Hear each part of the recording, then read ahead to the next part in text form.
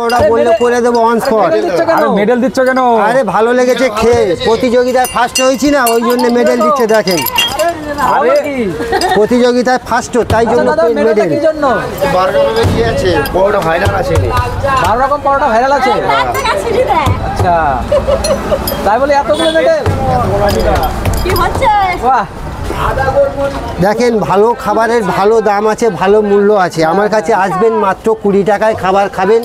আপনি যদি খাবারটা খেয়ে শান্তি না পান, পয়সা বিফলে যাবে না, সাথে সাথে রিটার্ন দিয়ে দেবো, গ্যারান্টি। আচ্ছা সজল দা, আপনার কেমন লাগছে মেডেল পেয়ে? আমাকে তো ভালো লাগবে, আমি তো গর্বিত। আমি যে পরোটা ভেজে মেডেল পেলাম, এটা তো ভালো লাগারই বিষয়। এটা যে কেউ হলেও তার ভালো লাগবে। একদম অবশ্যই আমারও ভালো লাগছে, আপনাদেরও ভালো লাগুক।